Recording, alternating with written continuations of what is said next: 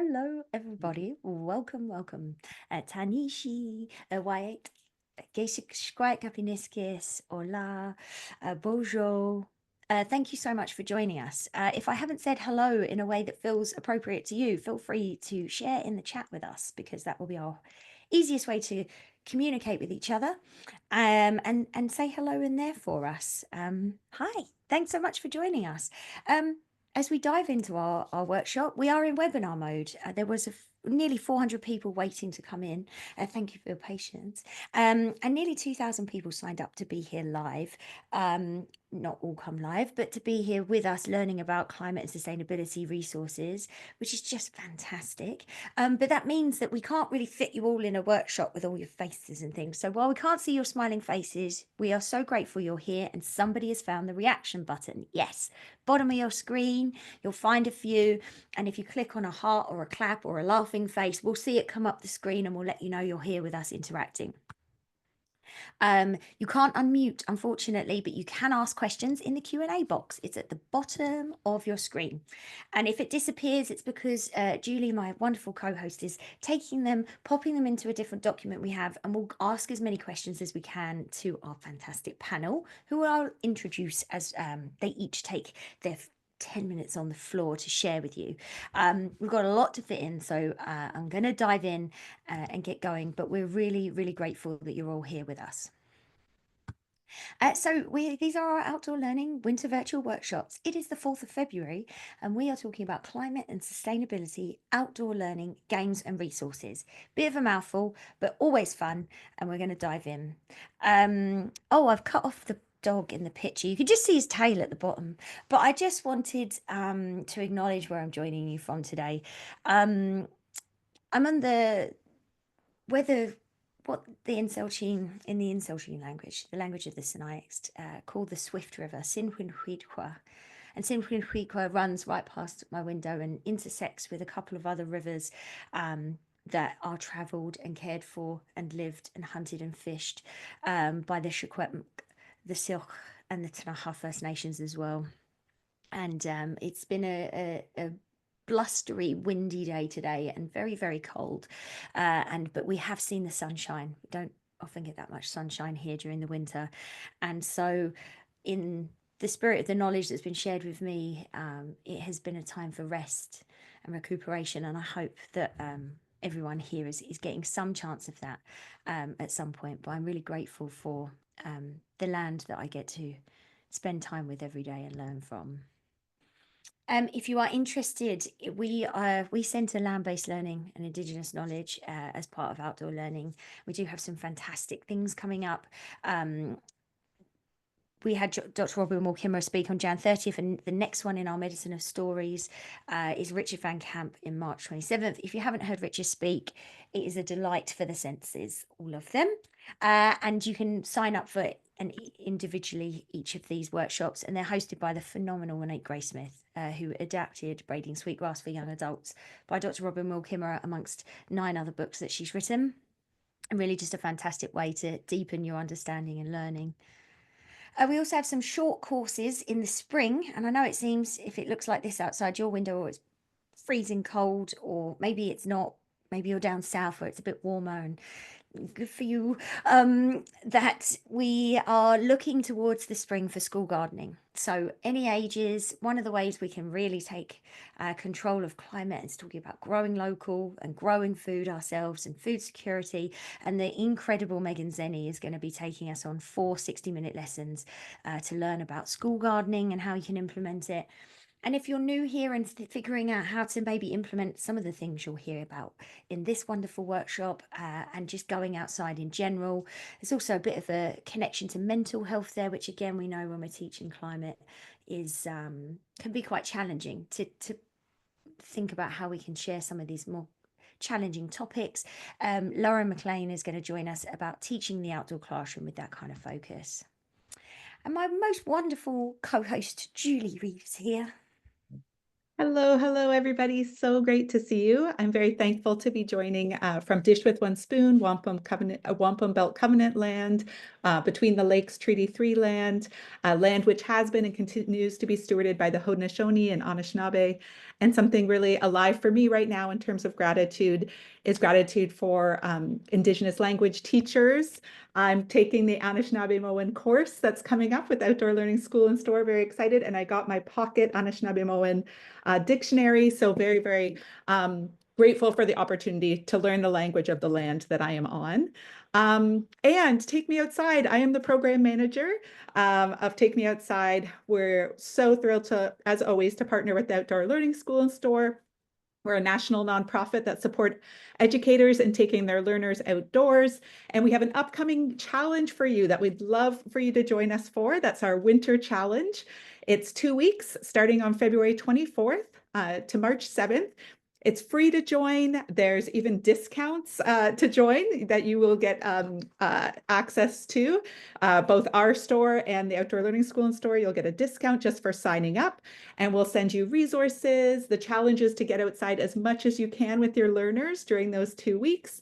We'll send you resources. There'll be photo contest prizes. There's also a winter art challenge. So we'd love, love, love if you could join us for that. Also, while you're on our website, please feel free to check out our other programs and resources. But for now, I won't take up any more time because we have such amazing presenters here today. Thanks, everyone. Thank you so much, Julie. And what a lovely gift of gratitude you've shared. That's a really nice thought. Okay, we're going to do a real quick little poll and see who's joining us today because, we do these for educators, but we think that is a really wide and wonderful term. And so I'm going to launch. There's 2 questions in the poll. You should be able to scroll down. It's going to ask you, who are you? And if you don't see one of the boxes, there are limited amounts that we can type in. If you don't see yourself represented, feel free to jump in the chat and share. And then we're asking sort of where you're joining from, which gives us a little bit of an understanding of who's here and what we're doing. Nearly 500 people live today. Pretty magical. Outdoor educator. Welcome, welcome. Okay, I'm going to leave it open. I know not everyone will have a chance to answer because you have to have fast fingers, but we want to get to the juicy bit. And so I'm going to just leave it open for 5 more seconds.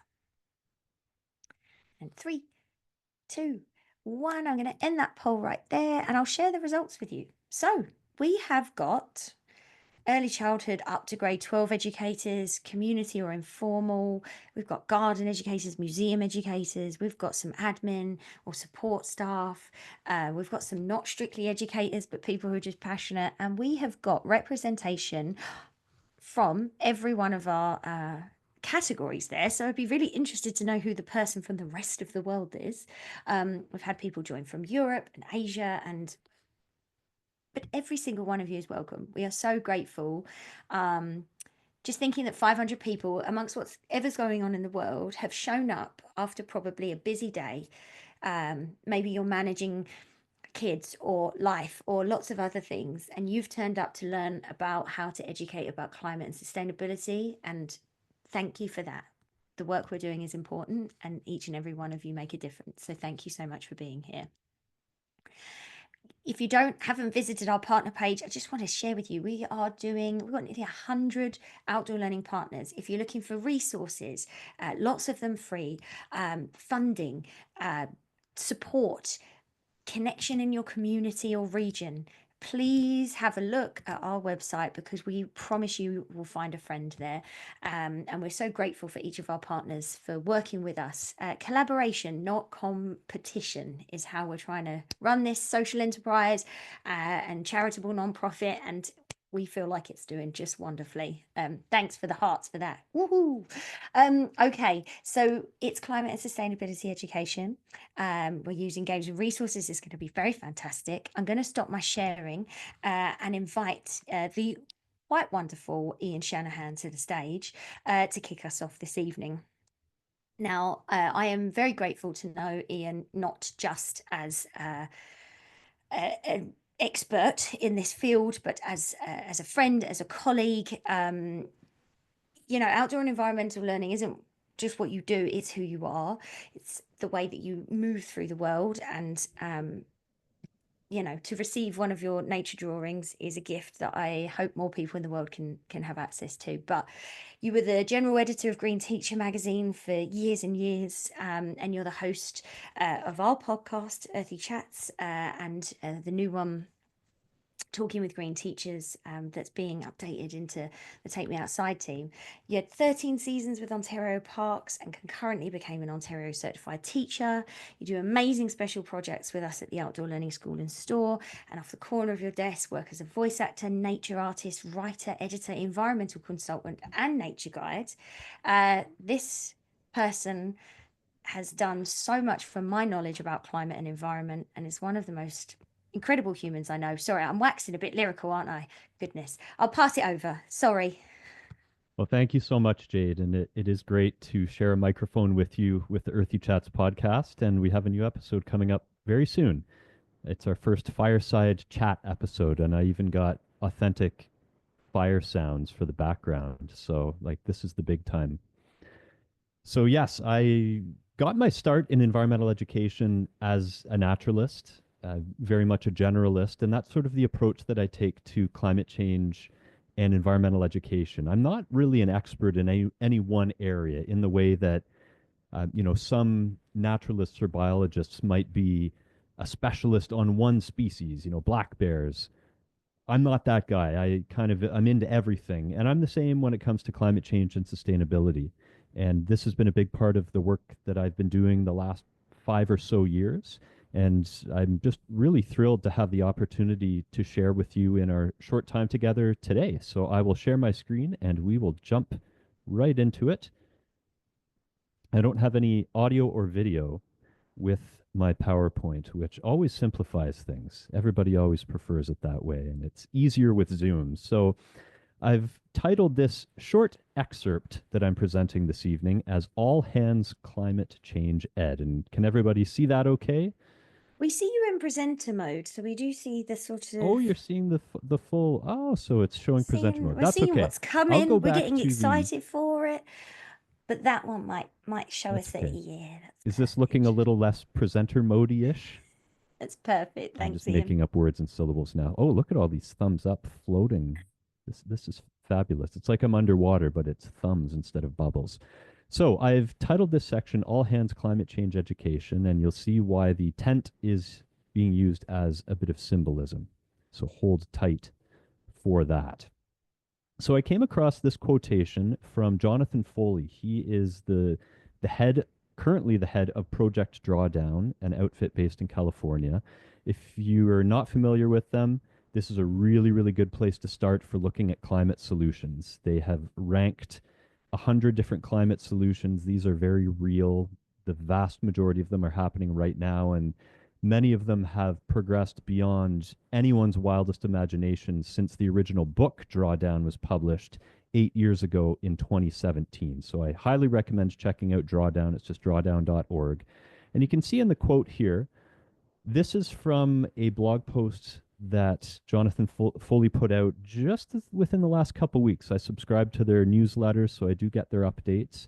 And a couple aspects of that blog stood out. This passage in particular, and just a couple words that I really want to highlight are these ones right here. So neighborhoods and cities. I mean, climate change, you could argue, is perhaps the biggest collective action issue that humans have faced. Whew, that's a tough one. That's a tough one to bite off and chew. So how does the individual person do it? This is a question I get a lot. This is a question that comes up in discussions a lot. Well, starting at a smaller scale than the Earth, because the Earth is very big. There's 8 billion of us, over 200 countries. It's just far too big for us to start at that scale. But we can work at the neighborhood scale. We can work at the city, town, village, province, state, etc. scale. These more digestible scales of action. And I think that is more apropos now than ever before, where we're seeing a lot of failures on the global stage in terms of the COP conferences and so on. So I'll be focusing a lot on local action in what I'm sharing with you today. And what is my local context? So I'm in Williams Treaty Territory. It's the north shore of Lake Ontario, a little bit east of Toronto, about an hour and a half drive east. And I've just circled on the map there Presqu'île Provincial Park, which is where I spent quite a few seasons working as a nature interpreter. And I moved back with my family to the town adjacent to Presqu'île Park.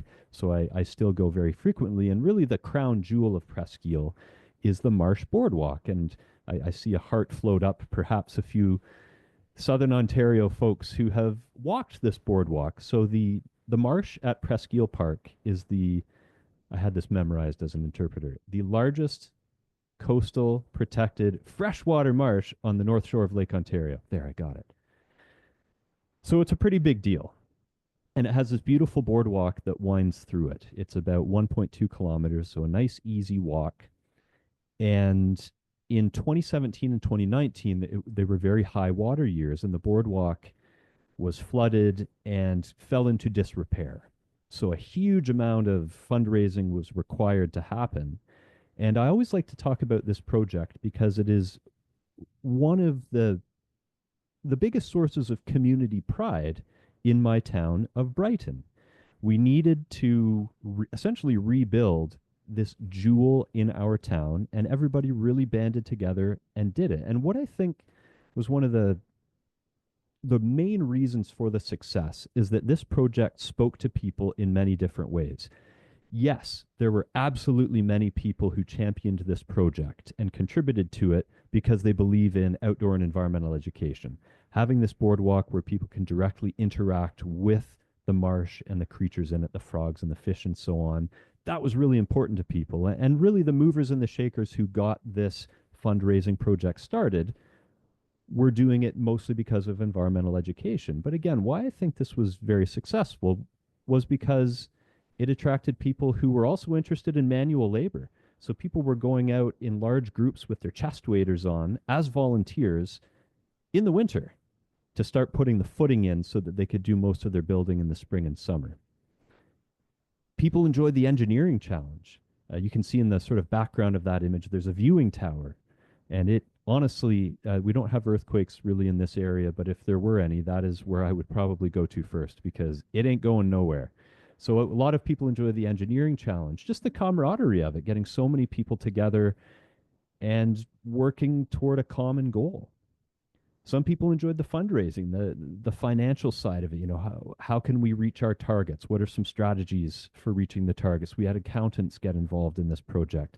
Some people enjoyed the conservation aspect of it, the fact that this was a way for people to get more acquainted with nature.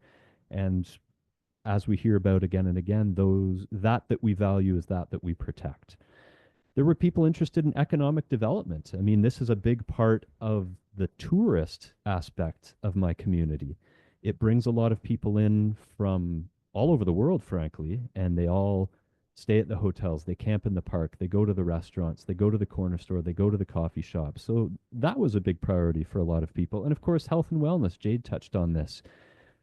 Walking in a wetland, especially on a warm June evening when all the birds are in full song, is very good for the soul. It's very good for the blood pressure. It's very good for our mental, our physical, our spiritual, our emotional health, and so on. So there were a lot of entry points. There were a lot of on-ramps for this project. And bringing back to the tent analogy from the opening image, climate action is going to be successful if we have a broad tent. If we can attract people for many different reasons, for many different walks of life. There's no moral purity test to who can get involved and to what extent they can get involved. Everybody theoretically can get involved. The only prerequisite is just wanting to get involved. And I know that maybe sounds overly simplified, but in the work that I've been doing over the last few years, and I'll admit a lot of it is quite challenging at times. I mean, this is a very weighty topic, but it is true that all you need to do to get involved is to want to get involved. And I think that is a really profound sentiment, particularly at a time where there are a lot of challenges on the geopolitical stage. So that applies to climate action, an all hands approach to climate action. That's what we need for such a gargantuan challenge. And that is what is happening despite the incredible pushback that does continue. But that pushback is part of a losing battle, and I am confident in that. Not that there won't be bumps ahead, but we will get to the other side of this. While climate action is an all hands enterprise, so too can climate change education. Again, there's no moral purity test to who can get involved in teaching and learning about climate change. It just takes a will, a curiosity, and an interest. And one of the things that one of the great climate scientists and communicators, Katharine Hayhoe, always says, hers is another newsletter I subscribe to every week. She talks about good news, bad news, and what you can do. Just 3 things every week. And she talks about how, because climate change is all encompassing, I mean, Margaret Atwood has described it as everything change, and that is very true. It does touch people in every walk of life. So everybody can find a reason to get involved, and you don't really have to look too far for that to happen. So how do we put that into practice in various educational settings? Well, I had the opportunity to go to Whitehorse, Yukon last spring and run a workshop, and it was driven by a lot of these ideas that I'm sharing with you, this idea of taking local action and getting involved and bringing in people, no matter who they are and what their experience is, what kind of work they do, just anybody can get involved. And to begin this project, it was a 2-day workshop. We looked at 6 different lenses, and you can see them written on the whiteboard there. So economic, social, cultural, spiritual, human health, and ecological. And those are 6 of many, but they were the 6 that we wanted to focus on for this workshop. And you can see we also added different values, and I elicited these from the students. These were grade 9 and 10 students at a high school in Whitehorse. And the idea of doing this was to find what was important to each student or their family or just their circle, their social circle. Start there and then find a community action project that meant something to them. And we did an example of something that's become one of my absolute favorite aspects of climate change and sustainability education, and it's future casting. So forecasting into the future. And while you could say, what does the world look like in 2080? Again, that's a lot to bite off. How about what does your community look like in 2080? You know, approximately 50-year time horizon, which for 15-year-old students is a realistic time horizon that they can relate to. And let's make this about your community. We're not going to make this about the whole world. That's too much for a 15-year-old, let alone a 6 or 7-year-old to work with. Let's focus on Whitehorse. That's where you live. Let's work there. And we got everyone to identify these different lenses, economic, social, ecological, etc., different values that are important to them, and then get into groups with people who have like values and like focus areas, and then look at, what do you like about your community? What do you want to keep? This isn't about changing for the sake of change. It's making smart change, the energy transition, moving to a clean economy. So what do you want to keep, as well as what do you want to change? And this allowed the students to get to the end goal and work backward from there. And they had lots of fun getting out the chart paper and brainstorming and doing mind maps, and arrows were flying around all over the place. Okay, so if we do this, then this. And it also allowed them to just look at the infrastructure and systems that make their community function, which is just useful for anybody, regardless of whether you're focusing on climate change or the economy or human health, etc. This activity is, I want you to steal it and appropriate it and adapt it. That's the whole idea. There's no TM beside this. Please use it. I'd be absolutely happy. I'll share my email in a moment. I'd be absolutely happy to share the files associated with it. Just before I go, I wanted to also mention a program that we offer at the Outdoor Learning School and Store that draws on a lot of the same types of principles. It's the Future Makers Learning Program. I highly recommend this to do with your class. It could be a unit, it could be a whole year thing that you come back to. And it's based on this idea of meeting people where they're at, bringing as many people as possible involved, broadening the tent, and future casting. Where do you want to go? What do you want to keep? And how do you get there? I think that's a lot more digestible when we're dealing with a program of an issue of this scale. And it can also be really empowering and frankly, really fascinating. And you might be surprised at the people you get on board in your learning setting to start taking climate action seriously, regardless of whether that is their main priority for getting involved. It's a broad tent. We can keep making it broader. And I hope to share in the broadening of that tent with you. So please do keep in touch. This is my email, just ian@outdoorlearning.com. And this segues very nicely to our next presenter. So I will let Jade open up the floor as I pass the virtual baton to Lori. Thank you so much, Ian. I'm always amazed at, I'm not amazed actually, because I know how you do it, but the way that you are able to visualize and bring us in to your lived case studies, to a thing that feels so relatable for so many people. What a beautiful way to share that we can remove barriers for us all doing this amazing work. Thank you so much. That was magical. Thank you. And next, Laurie McDonald. You are the co-owner of Turn for Turn LLC, which is a small design studio in Wasatch in the mountains of Utah. And you've designed the Earth Matters board game. The gameplay includes curriculum-based topics for experience-based learning at home and in classrooms. You're a founder of a charter school, a former art teacher, an aspiring poet. I wonder if there's any in here, who loves mountain sports and working with kids. And your game is fantastic, and looking forward to hearing more about it. Wonderful. Thank you. Thank you so much, Jade, and for the Outdoor Learning School and Store for offering me this opportunity. And also thank you for everybody that is here today to spend the time here learning about climate education and sustainability education. I'll go ahead and share my presentation.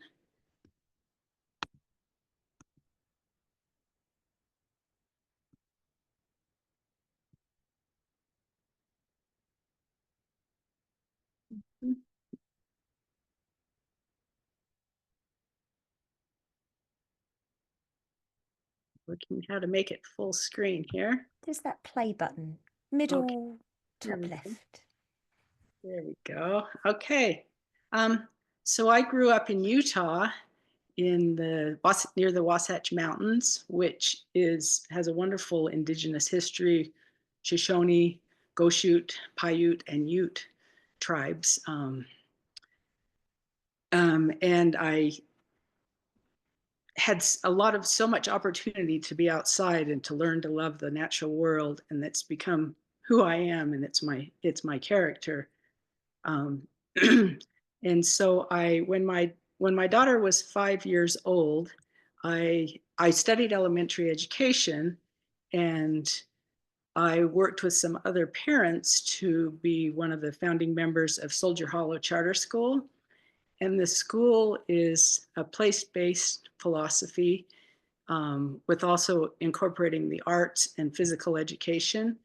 And we were very fortunate to be able to open the school in the venue where they held the Nordic Skiing Olympics in Utah in 2002. So the kids even got to ski twice a week.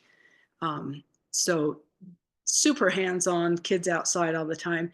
And it's really what I think we all hope, that kids are having these opportunities these days, even though that's not always the case.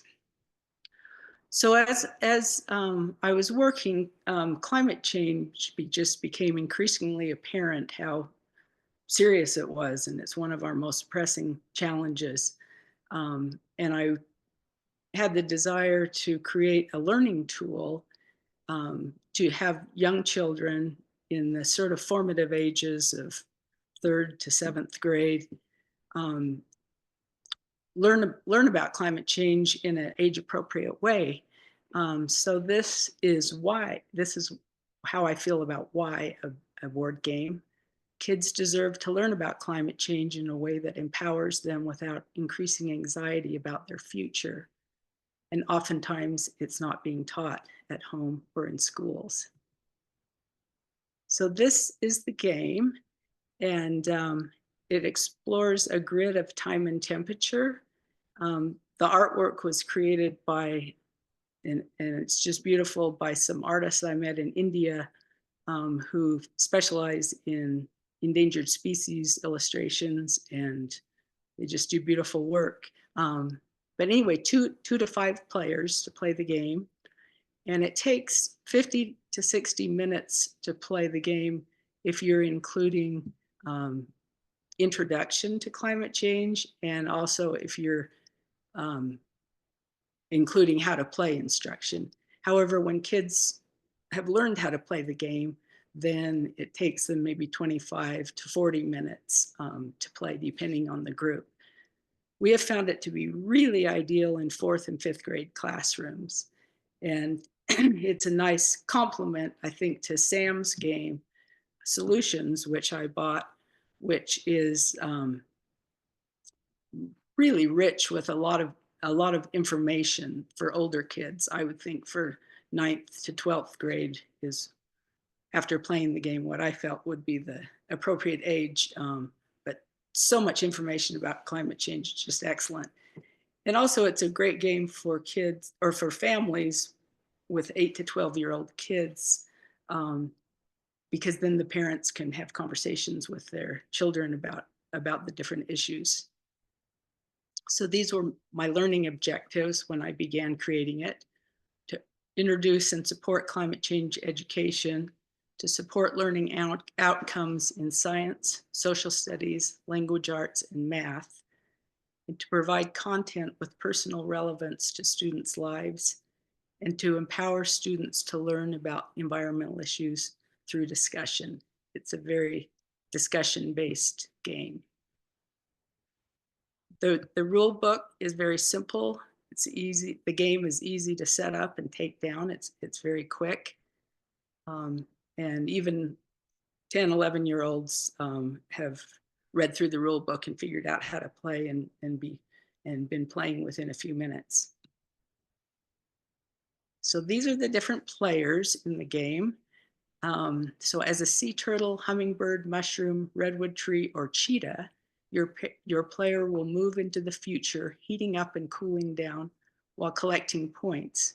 And these are critical habitats, earth treasures, and energy tokens. The game is really focused on the cards. It's card driven. That's really what it's about. It's about the conversations. Players read their cards out loud. Some of the cards ask questions. Very conversation based. The 128 cards are each unique, with different illustrations that fit whatever the card is about. And these are the different types of cards. So there's a nice variety. Some more serious. The current cards are more serious about impacts, and then there's silly cards that where you act out animals, or you sometimes have to name different trees or name different birds. So it's very interactive. So kids really love the tactile nature with the little earth treasure seashells and the critical habitat rocks and the tokens. They like to protect their little piles as they're playing. It works out very well in that way. So we've created a press kit, and I think Jade is going to share the link to that. But it has a lot of resources, and these are just some of the resources that are in our press kit. For teachers in particular, recently we created a unit for 5th grade classrooms. It's based on the day in the life of a leatherback sea turtle. It was created by Gaia Scholastic. It's very comprehensive. Kids will do research and presentations and get in group learning and it's a great unit, and the game would complement and be played at the end of the unit. And then in our press kit and on the website, we have a curriculum guide that describes a lesson plan for 4th to 7th grade if you want to just do a basic introduction to climate change and then play the game and then a discussion afterwards. And that would take probably about an hour and would be ideal for 5th or 6th grade. We have a thorough review by Jessica Purcell, which I think Jade will also put a link for. And she's a teacher and parent, and she really loves the game. And then we did a blog recently about game-based learning, and that will be on the Earth Matters game website. We wanted to create the game as sustainably as possible, so it was created with FSC certified papers and water-based ink.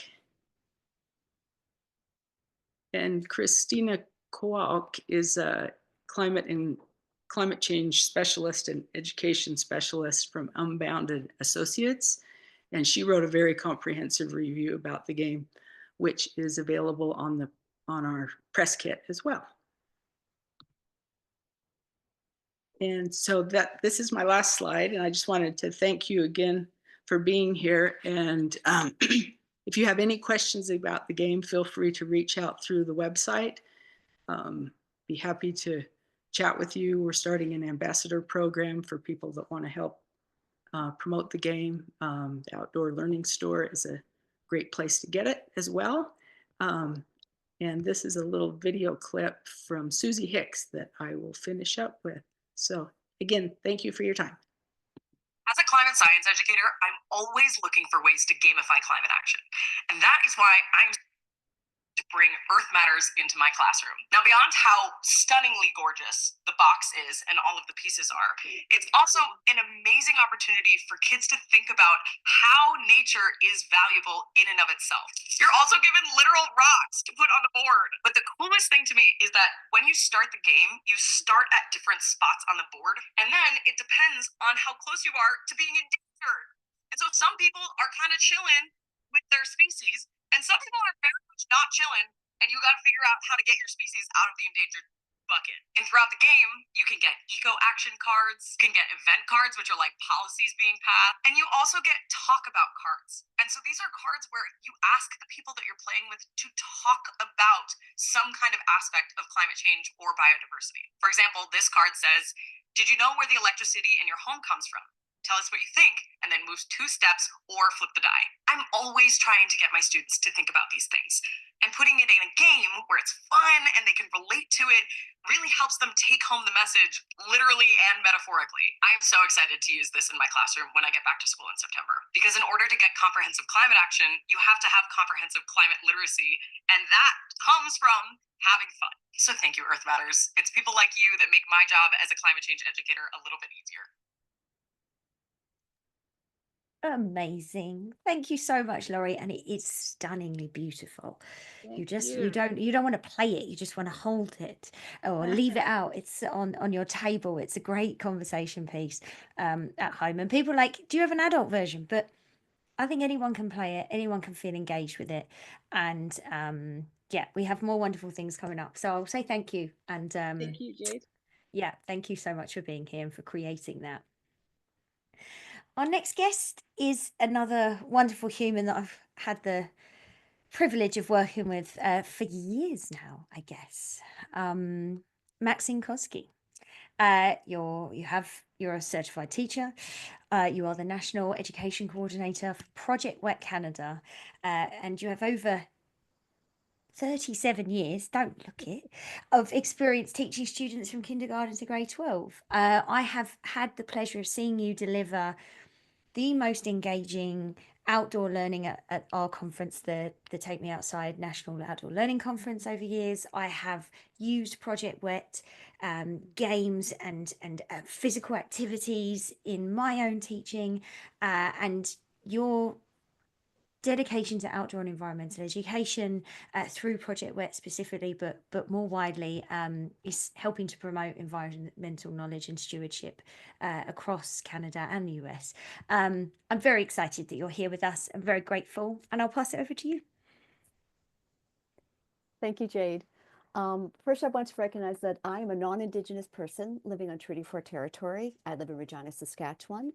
Treaty 4 encompasses the lands of the Cree, the Saulteaux, Dakota, Lakota, and the homelands of the Métis Nations. I'm a daughter of settlers. I grew up in Treaty 6 territory. I lived on a farm. We didn't own bicycles or anything. My family didn't have money, but we had the outdoors to play in. And that led me to my passion to work in the outdoors, to live in the outdoors. So when I gained my teaching certificate, I have been heavily involved in outdoor education and outdoor learning since 1987. And when Project WET came into Canada, I became certified to use the program, and I've used it kindergarten to grade 12. I taught in a high school for 10 years, and then my last 20 years of teaching, I was in an elementary school, mainly grade 4 to 8, science, math, English, arts, phys ed, you name it. Project WET fits into it all. And going from there, I would like to share our Project WET website with you and just talk about our program a little bit. Okay, there we go. So I'm very excited to be here. So thank you, Jade. Project WET is the official youth water education program of the Canadian Water Resources Association. And the CWRA has sponsored Project WET since 1995. And it's through a host institute agreement with the Project WET Foundation down in the US that we are able to bring Project WET and deliver Project WET in Canada. The program is delivered through professional development workshops delivered by fully certified facilitators. We have provincial and territory coordinators. We have 2 national coordinators, myself and Billy Jo Reed, who is in Ontario. Billy Jo joined us almost a year ago, and she's responsible also for curriculum cross-references. So Project WET is dedicated to solving critical environmental challenges by teaching the world about water. It's suitable for all educators, all environments, during all seasons. Indoor and outdoor, it doesn't matter. The program, the activities are very adaptable. And it consists of several educator guides. The educator guides here, Project WET 2.0 is out of production. It's no longer being published. It's being replaced by the Foundations of Water Education Guide. And then our new guide that's coming out this year, Water and Earth Systems. And we know that when we do our treaty and land acknowledgements, we also talk about water, because what happens in the water is reflected in the land. What happens in the land is reflected in water. And our program, our guides are easy to use. They're hands-on, inquiry-based. They are action-based. They teach youth about water, so they gain water literacy.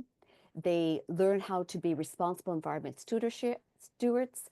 It promotes meaningful action to address environmental challenges.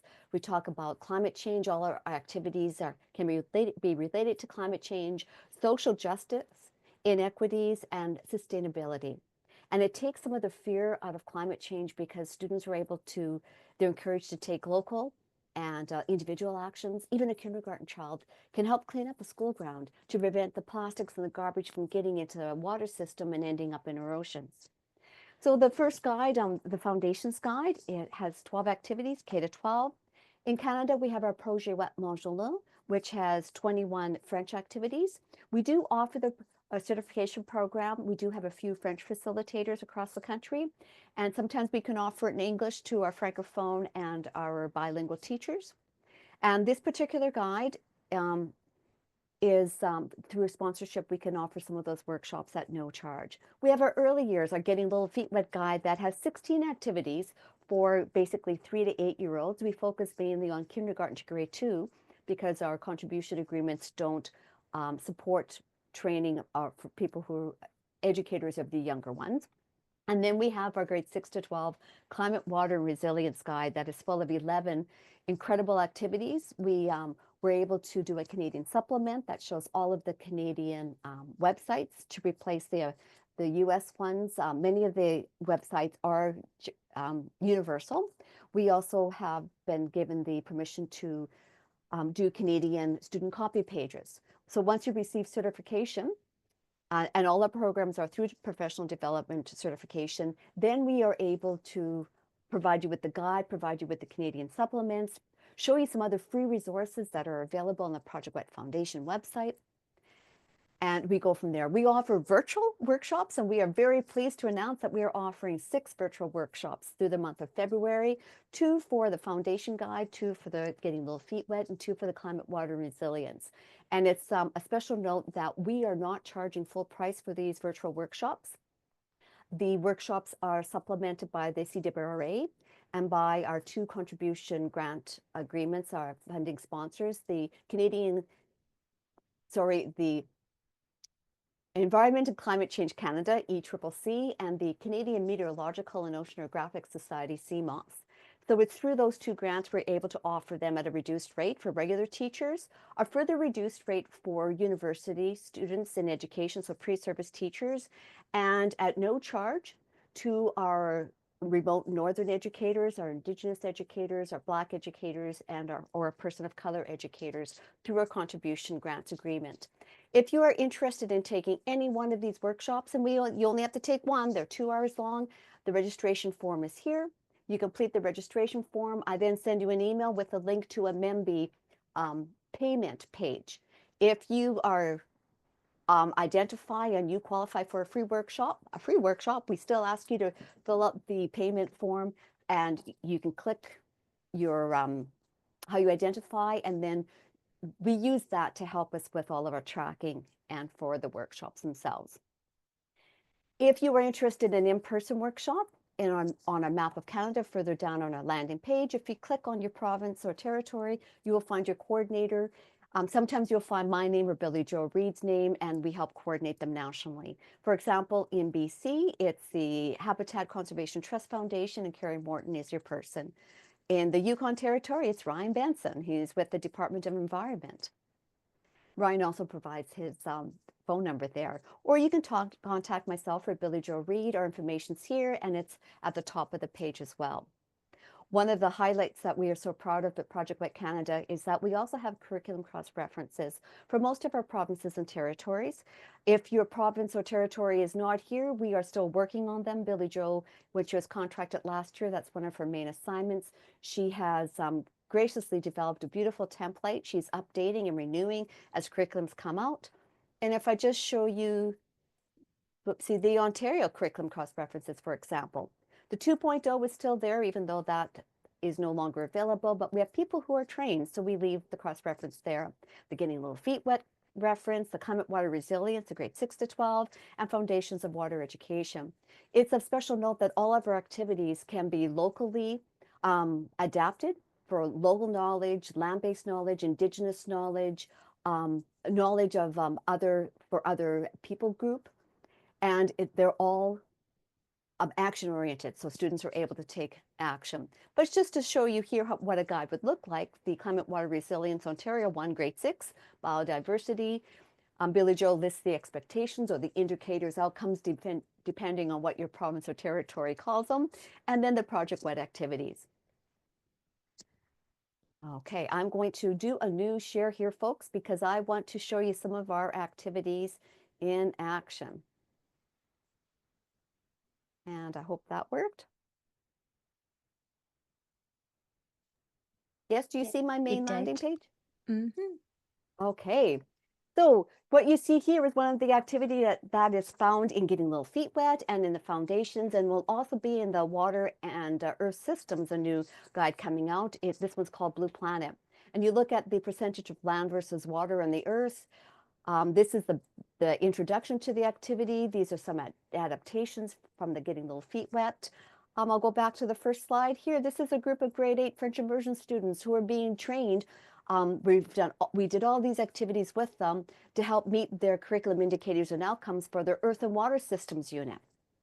They then were the leaders at an entire day where we had a water festival for all the English and French grades 4 to 6 students. So it was close to 230 students, and they ran the water events, the Project Wet events, for all of the kids. All of the teachers had the activities. They knew what they had to do for pre-teaching. They knew how to fit it into the curriculums and then how to carry on. This one is The Incredible Journey. It looks at how water moves around the earth in its natural water cycle. There's a Blue Traveler activity that's in another resource that when you take a workshop, I'll share with you. And it looks at how humans, how we use water and how that interferes with the natural water cycle. I mean, you can do it with cubes, or you can see here we had made some spinners because we needed more activities for our French immersion students. You can have the students collecting beads as they're moving around, or they can do stamps. When you take the workshop, we explain how all the activities, pre-teaching, post-teaching. This one is from the Climate Water Resilience. It's looking at greenhouse gases and how an increase in greenhouse gases increases the temperature of the earth.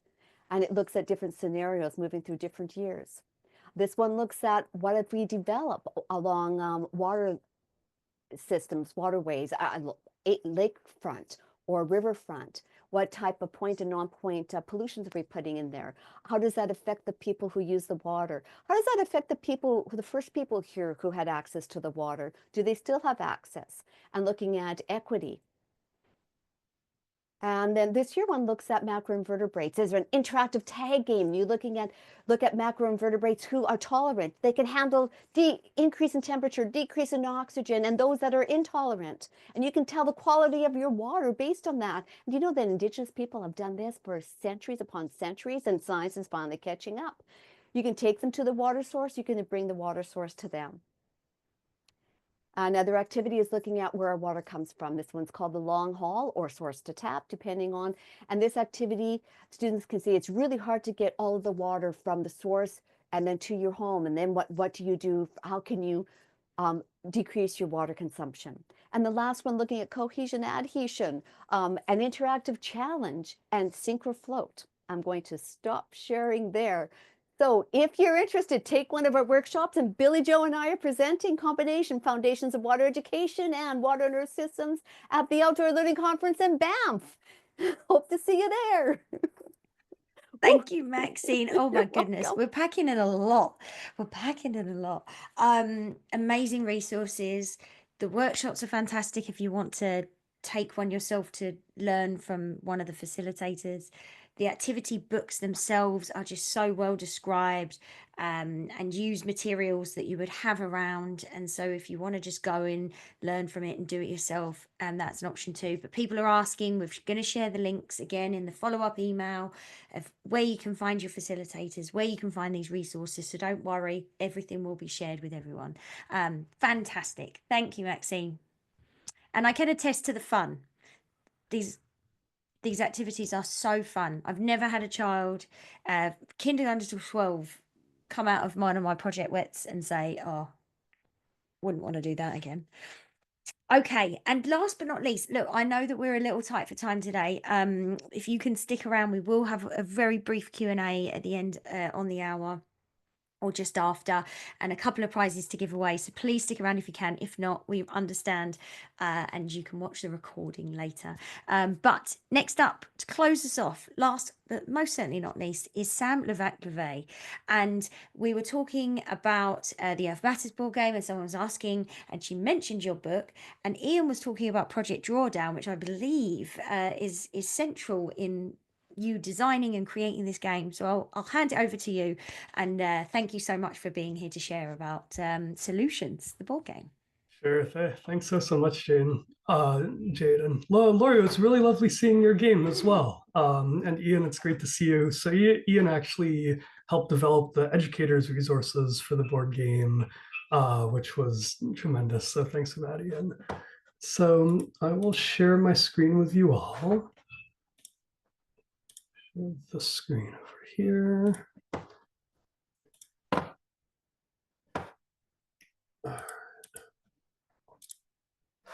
So I'm going to talk about using games as a starting point for real world impact in the classroom and beyond. And really my journey in climate started in the classroom.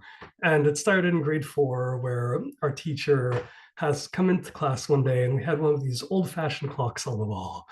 And our teacher said, class, look up at that clock, stare at it for a minute, don't say a word, didn't give us any explanation whatsoever. And I had no idea what was going on. We were making fun. And then at the end of the minute, she told us, all right, class, well, in the last 60 seconds, X acres of rainforest were just cut down. And I remember just hearing those words and looking back up at that clock every single day for the next 3 months, and just visualizing all the trees getting crushed and all the animals running for their lives. And really, that's what started my journey in environmentalism, if not climate at the time. Can everyone hear me okay, by the way? I have a sinus infection, so let me know if I'll try We and can speak hear up. you just Okay, fine. great, good. Yeah, so I had a pretty diverse early career after, and ended up, as Jade and Ian mentioned, coming across the book Drawdown, which was a absolutely tremendous influence for me. And really, this was the first resource that combined all the different solutions in a comprehensive guide for what we can do in the world. And I would just flip through the book and be like, all right, well, how can I fit into this solution? How can I fit into this one?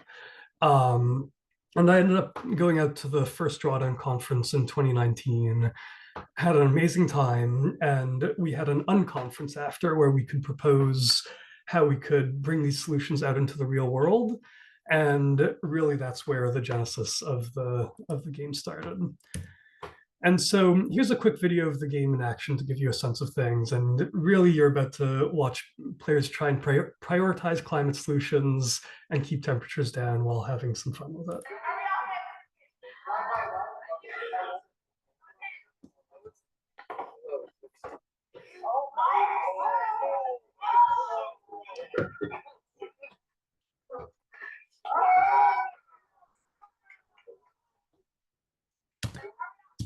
All right, so I think it's really important to get people to have fun with climate solutions and with the possibilities. And there's really 3 main aspects of the game that are in the subtitle, which are discover, prioritize, and take action.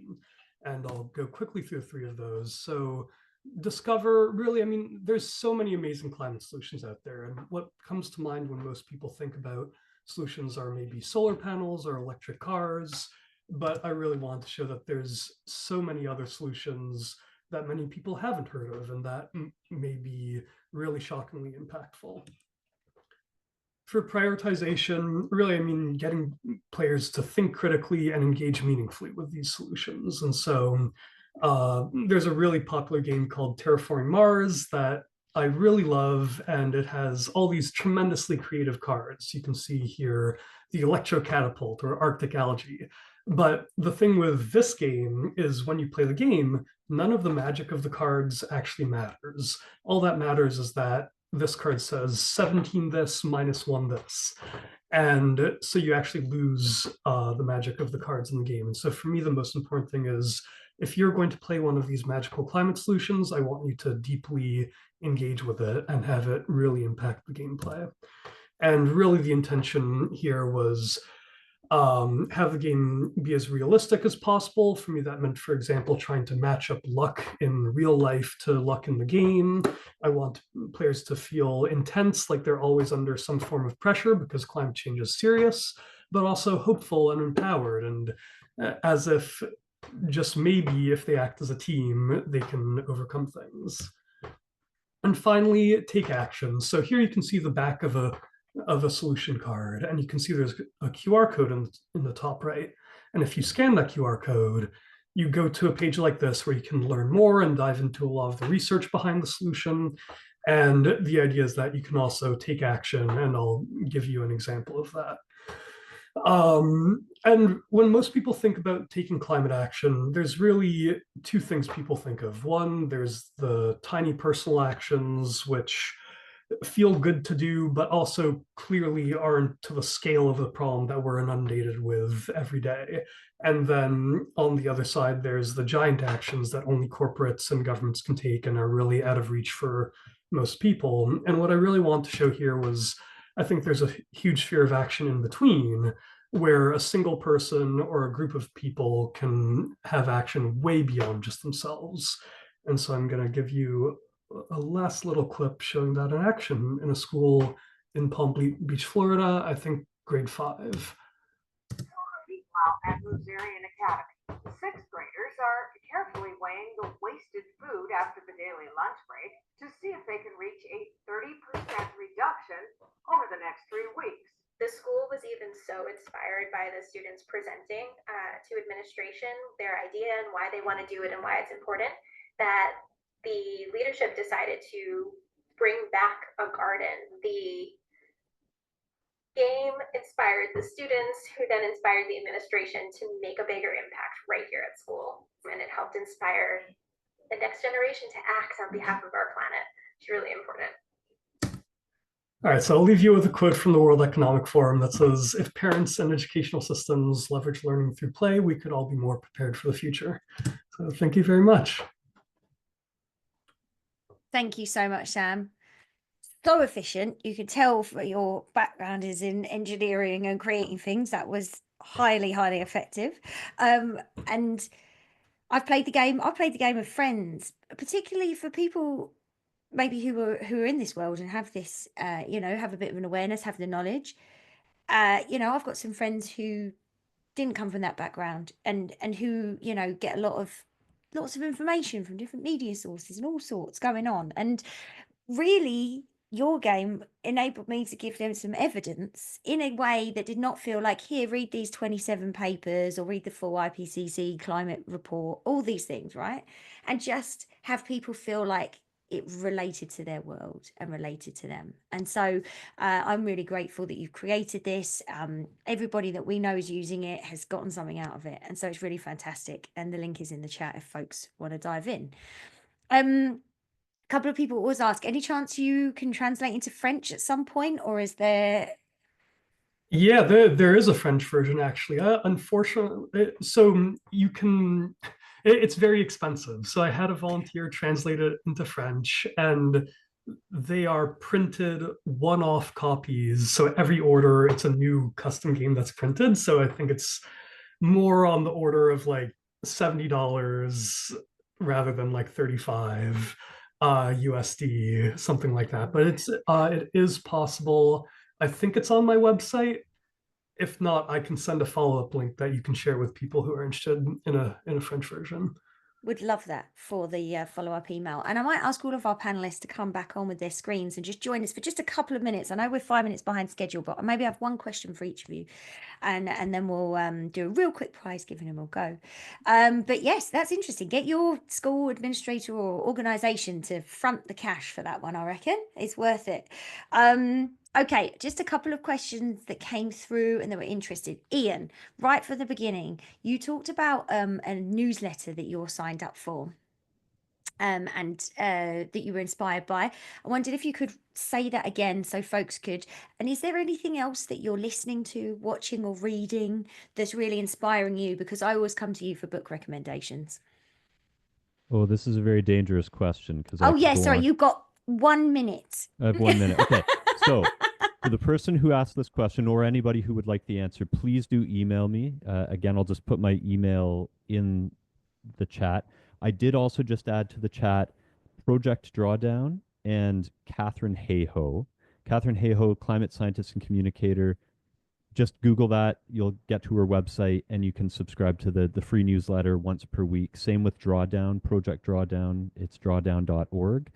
And a similar one is Project Regeneration, which is regeneration.org. And it was actually the original head of Drawdown, Paul Hawken, is now the head of Project Regeneration. Sorry, I spelt that wrong, but yeah, thank you. That's another one. I subscribe to that. Another really good one for communications is Yale Climate Communications, which applies to education as well.